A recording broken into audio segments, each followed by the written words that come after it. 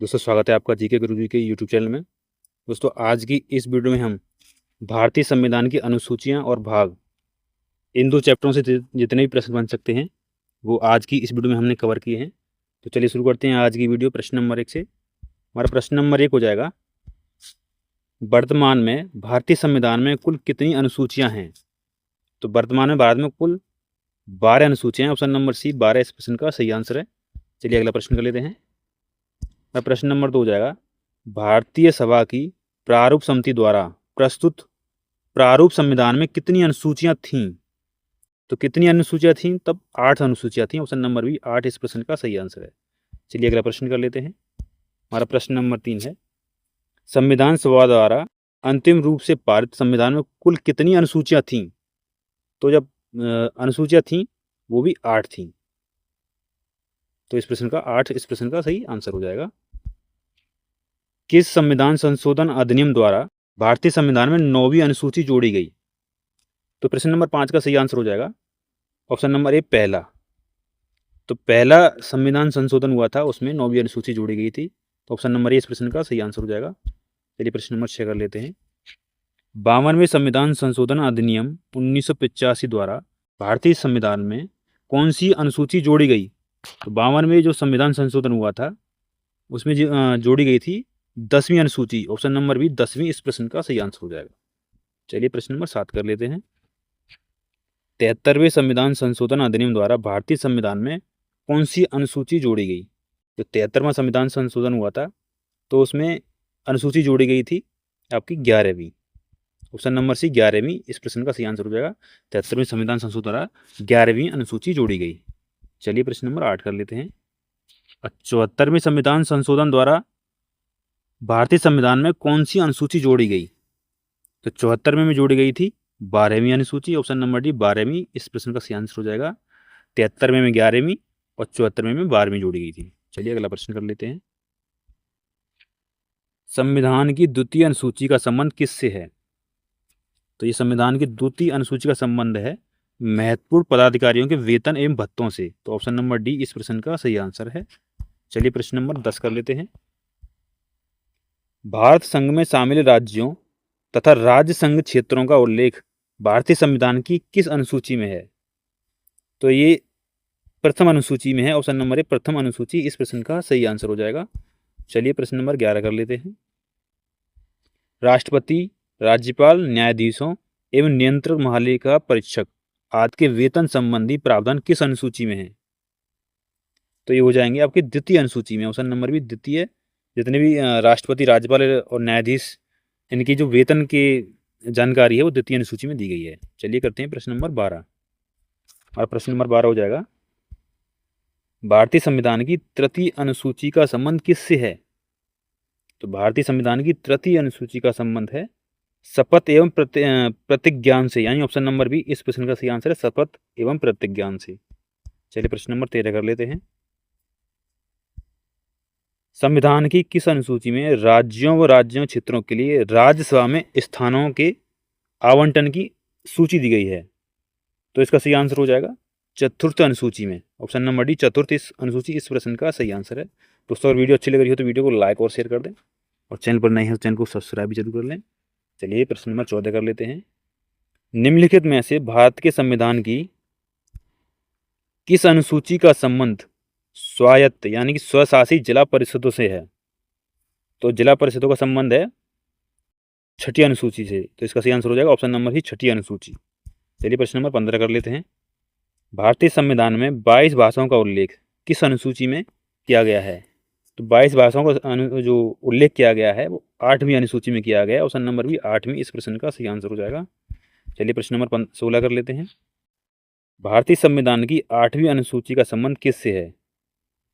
तो भारतीय संविधान की 8वीं अनुसूची का संबंध हो जाएगा भाषाओं से। ऑप्शन नंबर सी भाषाओं से इस प्रश्न का सही आंसर हो जाएगा। चलिए प्रश्न नंबर 17 कर लेते हैं। किस अनुसूची में शामिल किए गए अधिनियमों की वैधता को न्यायालय में चुनौती नहीं दी जा सकती? तो ये हो जाएगी आपकी 9वीं अनुसूची। 9वीं अनुसूची में जो शामिल किए गए अधिनियम हैं उसकी वैधता को न्यायालय में चुनौती नहीं दी जा सकती है। जो प्रश्न नंबर 18 कर लेते हैं। और प्रश्न नंबर 18 है, किस राज्य के आरक्षण अधिनियम को संविधान की 9वीं अनुसूची में शामिल किया गया है? तो किस राज्य के आरक्षण अधिनियम को 9वीं अनुसूची में शामिल किया गया है? तो ये किया गया है आपके तमिलनाडु को। ऑप्शन नंबर ए तमिलनाडु इस प्रश्न का सही आंसर हो जाएगा। चलिए प्रश्न नंबर 19 कर लेते हैं। आंध्र प्रदेश से अलग कर तेलंगाना राज्य गठन से किस अनुसूची में परिवर्तन हुआ? तो ये प्रथम अनुसूची में परिवर्तन हुआ था। ऑप्शन नंबर ए प्रथम अनुसूची इस प्रश्न का सही आंसर हो जाएगा। चलिए करते हैं अगला प्रश्न। हमारा प्रश्न नंबर 20 हो जाएगा। दल बदल के आधार पर निर्वाचित सदस्यों की अयोग्यता का विवरण संविधान की किस अनुसूची में है? तो ये इसका सही आंसर हो जाएगा 10वीं अनुसूची। ऑप्शन नंबर सी 10वीं अनुसूची में दल बदल के आधार पर निर्वाचित सदस्यों की अयोग्यता का विवरण संविधान की 10वीं अनुसूची में दिया गया है। चलिए प्रश्न नंबर 21 कर लेते हैं। भारतीय संविधान की 10वीं अनुसूची किससे संबंधित है? तो इस प्रश्न को दो तरीके से पूछ लिया गया है, तो इसका सही आंसर हो जाएगा दल बदल कानून से। भारतीय संविधान की 10वीं अनुसूची दल बदल कानून से संबंधित है। चलिए करते हैं प्रश्न नंबर 22। और प्रश्न नंबर 22 है, संविधान की छठी अनुसूची निम्नलिखित में से किस राज्य में लागू नहीं होती? तो संविधान की जो छठी अनुसूची है वो लागू नहीं होती मणिपुर में। ऑप्शन नंबर डी मणिपुर इस प्रश्न का सही आंसर है। चलिए प्रश्न नंबर 23 कर लेते हैं। संविधान की अनुसूची तथा विषय के निम्नलिखित युग्मों में से कौन सही सुमेलित नहीं है? कौन सा सही से सुमेलित नहीं है? तो इसका सही आंसर हो जाएगा ऑप्शन नंबर बी दूसरी अनुसूची शपथ या प्रतिज्ञान के प्रारूप, ये सुमेलित नहीं है। ऑप्शन नंबर बी इस प्रश्न का सही आंसर हो जाएगा। चलिए करते हैं प्रश्न नंबर 24। भारतीय संविधान की किस अनुसूची में पंचायती राज्य संस्थाओं का प्रावधान है?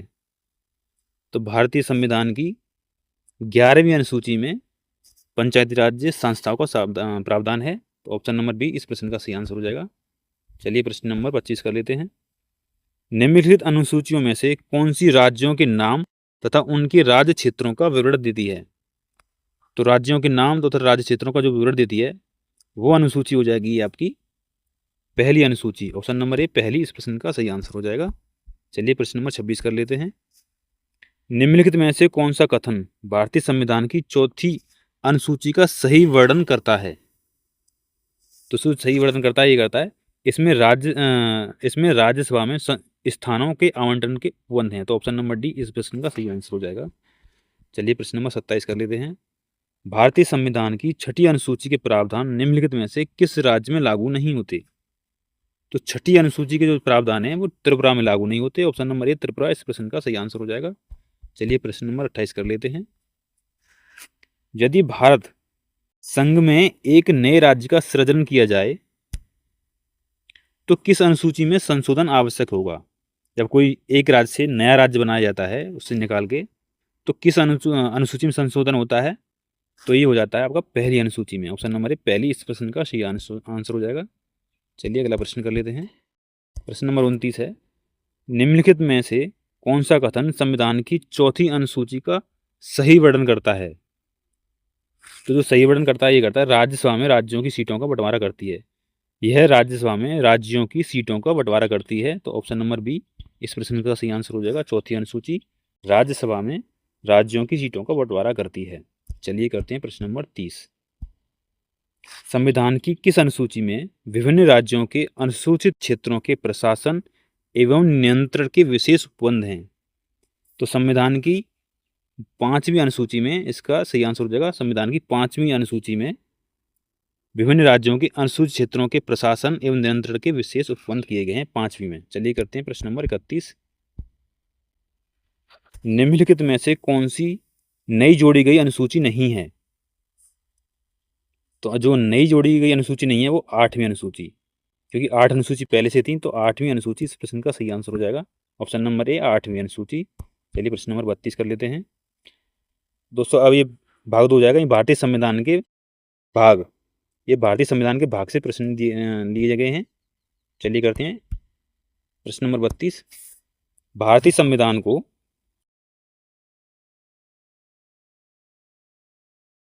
भारतीय संविधान को मूल रूप से कितने भागों में विभाजित किया गया है? तो भारतीय संविधान को कितने भागों में विभाजित किया गया है? तो इसका सही आंसर हो जाएगा ऑप्शन नंबर सी 25 भाग मूल रूप से। तो 25 भाग इस प्रश्न का सही आंसर हो जाएगा। चलिए करते हैं अगला प्रश्न। प्रश्न नंबर 33 है, संविधान के किस भाग में संविधान संशोधन की प्रक्रिया का उल्लेख है? तो संविधान जो संशोधन की प्रक्रिया का उल्लेख है वो संविधान के भाग नंबर 20 में है। ऑप्शन नंबर सी भाग 20 में इस प्रश्न का सही आंसर हो जाएगा, भाग 20। चलिए प्रश्न नंबर 34 हो जाएगा, संविधान के कौन से भाग में पंचायती राज से संबंधित प्रावधान सम्मिलित किए गए हैं? तो पंचायती राज से जो प्रावधान सम्मिलित किए गए हैं वो किए गए हैं भाग 9 में। तो भाग 9 इस प्रश्न का सही आंसर हो जाएगा। चलिए प्रश्न नंबर 35 कर लेते हैं। हमारा प्रश्न नंबर 35 है, संविधान के किस भाग में अस्थायी श्रमणकालीन तथा विशेष उपबंधों का उल्लेख है? तो जो इसका सही आंसर है ऑप्शन नंबर सी भाग 21 में इसका उल्लेख है। भाग 21 इस प्रश्न का सही आंसर हो जाएगा। चलिए प्रश्न नंबर 36 कर लेते हैं, हमारे संविधान के किस भाग में त्रिस्तरीय पंचायत व्यवस्था की परिकल्पना की गई है? तो त्रिस्तरीय पंचायत की व्यवस्था की जो कल्पना की गई है वो की गई है भाग 9 में। ऑप्शन नंबर ए भाग 9 इस प्रश्न का सही आंसर हो जाएगा। चलिए प्रश्न नंबर 37 कर लेते हैं, निम्नलिखित में से संविधान का कौन सा भाग नगर पालिकाओं से संबंधित है? तो जो नगर पालिकाओं से संबंधित है वो है भाग 9A। भाग 9A में नगर पालिकाओं का विवरण दिया गया है। तो ऑप्शन नंबर डी इस प्रश्न का सही आंसर हो जाएगा। हमारा प्रश्न नंबर अगला है, संविधान के किस भाग में राज्य के नीति निर्देशक तत्वों का उल्लेख किया गया है? तो राज्य के नीति निर्देशक तत्वों का उल्लेख किया गया है संविधान के भाग 4 में। ऑप्शन नंबर बी भाग 4 इस प्रश्न का सही आंसर है। चलिए प्रश्न नंबर 39 कर लेते हैं, संविधान के भाग 1 में किसका वर्णन किया गया है? तो भाग 1 में जो वर्णन किया गया है वो किया गया है संघ और उसका राज्य क्षेत्र, यानी ऑप्शन नंबर ए संघ और उसका राज्य क्षेत्र इस प्रश्न का सही आंसर हो जाएगा। चलिए प्रश्न नंबर 40 कर लेते हैं। हमारा प्रश्न नंबर 40 है,